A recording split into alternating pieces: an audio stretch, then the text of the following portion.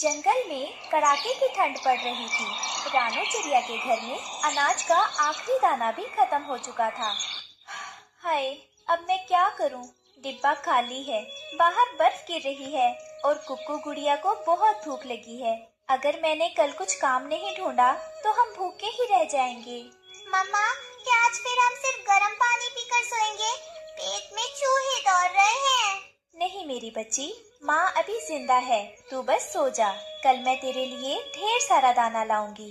रात की ठंड इतनी तेज थी कि रानू की पतली चादर बच्चों को बचा नहीं पा रही थी। मम्मा, ये चादर तो बर्फ जैसी ठंडी है। मेरे पैर सुन हो रहे हैं। क्या हम जम जाएंगे? मेरे पास आओ बच्चों, एक दूसरे से चिपक कर बैठो। काश मेरे पास रुई खरीदने के पैसे होते तो मैं तुम्हारे लिए गरम रजाई बनाती। अगली सुबह रानू काम मांगने कालू कौवे के पास पहुंची। कालू भाई, आपके पास रुई का गोदाम है, क्या मुझे थोड़ा काम मिल सकता है? बदले में आप मुझे थोड़ी रुई दे देना। अरे रानू, तुम चिड़िया लोग सिर्फ मांगना जानते हो। रुई बहुत महंगी है, मुफ्त में कुछ नहीं मिलेगा। यहाँ से जाओ, मुझे अपनी गोरी के लिए मखमली बिस्तर बनाना है। रानू हरियाली तोती के पास मदद मांगने गई। हरियाली बहन, क्या आपके पास कोई पुराना बोरा या कपड़ा है? मेरे बच्चे बीमार हो रहे हैं। देखो रानू, व्यापार में कोई बहन भाई नहीं होता। 500 लगेंगे बोरे के। पैसे नहीं है तो रास्ता नापो, कीचड़ में सो जाओ, वहाँ मुफ्त में जगह मिलेगी। सब तरफ से दुत्कार पाकर रानू अपने सूखे खेत में जाकर रोने लगी। हे भगवान, तूने माँ बनाया तो ये दुख सहने की शक्ति भी दे। कोई मेरी मदद नहीं कर रहा, अब मैं अपने बच्चों को कैसे बचाऊं? तभी रानू का हाथ खेत की सूखी और लंबी घास पर पड़ा। अरे, ये सूखी घास तो धूप में कितनी गर्म लग रही है। अगर मैं इसे इकट्ठा करूं तो क्या ये रुई का काम नहीं कर सकती? हाँ, मुझे कोशिश करनी चाहिए।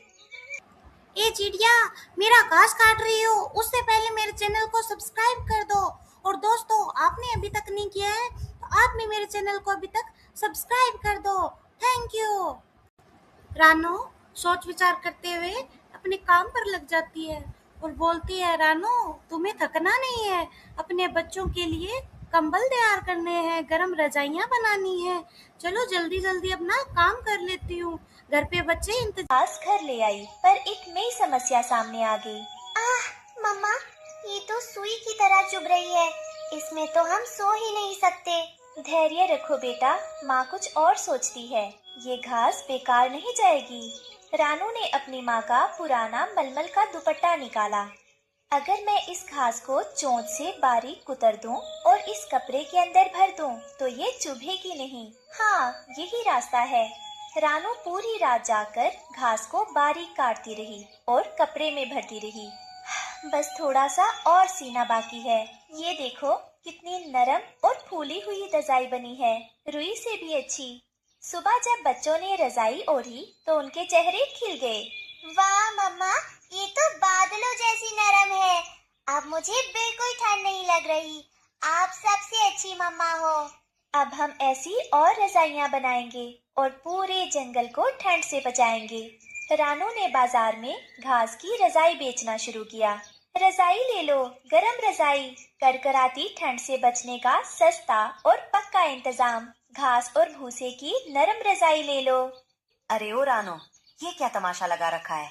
बाजार की नाक कटवाएगी क्या? लोग यहाँ रेशम और रुई के कंबल खरीदने आते हैं और तू ये कचरा बेच रही है। सही कहा कालू जी। देखो तो, ये चिड़िया घास फूस बेचकर अब अमीर बनना चाहती है। रानू, तुझे क्या लगा था लोग इतने बेवकूफ हैं कि रुई छोड़कर तेरी ये चुभने वाली घास खरीदेंगे? इसे रजाई नहीं, चूहे का घर कहते हैं। बहन गोरी, ये कचरा नहीं है। मैंने अपनी रातों की नींद और अपनी चोंच की मेहनत से इसे बनाया है। ये सिर्फ घास नहीं है, इसमें एक माँ की ममता, मेहनत और ईमानदारी की गर्माहट है। एक बार इस्तेमाल करके तो देखो, रुई को भूल जाओगी। अरे चुप कर, बड़ी आई मेहनत वाली। मेहनत तो हम करते हैं जो दूर दराज के जंगलों से महंगी रुई मंगवाते हैं। तेरी इस घास की रजाई को तो मैं मुफ्त में भी ना लूं। ओ भाइयों, देखो, इस भिखारी चिड़िया का मजाक देखो। अब ये हमें घास में सुलाएगी। रानू, बेहतर होगा कि ये कूड़ा उठा और यहाँ से भाग जा। अपनी औकात मत भूल। तू एक मामूली चिड़िया है, कोई बड़ी व्यापारी नहीं। मजाक उड़ाना आसान है कालू भाई, पर किसी की मेहनत का मजाक उड़ाकर आप बड़े नहीं बन जाते। आज आप हंस रहे हैं, पर याद रखना, जब कड़ाके की बर्फ गिरेगी तब यही घास की गर्माहट लोगों की जान बचाएगी। मुझे अपनी मेहनत पर भरोसा है।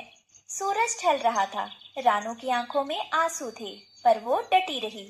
तभी एक बूढ़ा कबूतर जो ठंड से बुरी तरह कांप रहा था, रानू के ठेले के पास आकर रुक गया। बेटी, क्या ये रजाइयाँ सच में गर्म हैं? मेरे पास इतने पैसे नहीं हैं कि मैं कालू की दुकान से रुई का कंबल खरीद सकूं। मेरी पत्नी घर पर बीमार है और इस बर्फीली हवा ने हमारा जीना मुश्किल कर दिया है। हाँ बाबा, ये बहुत गर्म है। आप बस एक बार इसे ओढ़कर देखिए। अगर आपको आराम ना मिले तो पैसे मत दीजिएगा। जैसे ही वो रजाई ओढ़ता है, उसके चेहरे पर सुकून आ जाता है और उसके शरीर की थरथराहट रुक जाती है। अरे, ये तो जादू है। बेटी, इतनी गर्माहट तो मैंने कभी रुई के कंबल में भी महसूस नहीं की। ये बहुत ही हल्की और बहुत ही प्यारी है। कालू कौवा दूर से चिल्लाते हुए कहता है, अरे बूढ़े बाबा, दिमाग खराब हो गया है क्या? घास के ढेर में पैसे बर्बाद कर रहे हो। कल खुजली होगी तो मेरे पास मत आना। चुप रहो कालू, तुम लोग सिर्फ चीज की चमक देखते हो, पर इस बेटी ने इसमें अपनी रूह डाली है। रानू बेटी, मुझे एक नहीं, ऐसी 3 रजाइयां दे दो। एक मेरे लिए, एक मेरी बीमार पत्नी के लिए और एक मेरे पड़ोसी के लिए जो खुले आसमान के नीचे सोता है। ये लीजिए बाबा, ये आपके लिए मेरा उपहार है। नहीं बेटी, ये तुम्हारी मेहनत की कमाई है। लोग आज तुम पर हंस रहे हैं, पर कल यही लोग तुम्हारी दुकान पर लाइन लगाएंगे। तुम्हारी ये घास की रजाई गरीबों का सहारा बनेगी। बूढ़े कबूतर की बातें सुनकर रानू को समझ आ गया था कि उसकी जीत की शुरुआत हो चुकी है। जल्द ही रानू की रजाइयां पूरे जंगल में मशहूर हो गईं। कालू और गोरी रानू के पास आए। रानू बहन, हमें माफ कर दो। हमने तुम्हारा मजाक उड़ाया, पर आज तुम्हारी इसी घास की रजाई की वजह से करीब पक्षी बच रहे हैं। क्या हम भी तुम्हारे साथ काम कर सकते हैं? जरूर तालू भाई, मेहनत करने वालों के लिए मेरे यहाँ हमेशा जगह है। रानू अब एक बड़ी रजाई फैक्ट्री की मालकिन बन गई थी। उसका घर अब पक्का और खुशहाल था। अरे बिटिया की कसम, नेकी ही असली मरहम। याद रखना बच्चों, जब इरादे नेक हो और मेहनत सच्ची हो तो सूखी घास भी मखमल बन जाती है। रानू की मेहनत ने पूरे जंगल को खुशहाल बना दिया था। हर घोंसले में घास की रजाई थी, पर एक दिन अचानक आसमान काला हो गया और ऐसी बर्फ गिरने लगी जो कभी नहीं पिघलती थी। रानू बहन, अनर्थ हो गया। उत्तर की पहाड़ियों से बर्फीला राक्षस जाग गया है। उसकी सांसें जहाँ पड़ती हैं, सब कुछ पत्थर की बर्फ बन जाता है। घबराओ मत तालू भाई, अगर हमारी इरादे नेक है तो कोई भी राक्षस हमारा रास्ता नहीं रोक सकता। ठंड इतनी तेज थी कि रानू की साधारण घास की रजाइयां भी ठंडी पड़ने लगी। जंगल के पक्षी कांपने लगे। मम्मा, रजाई के अंदर भी बहुत ठंड लग रही है। क्या हम कभी इस ठंड से बच पाएंगे?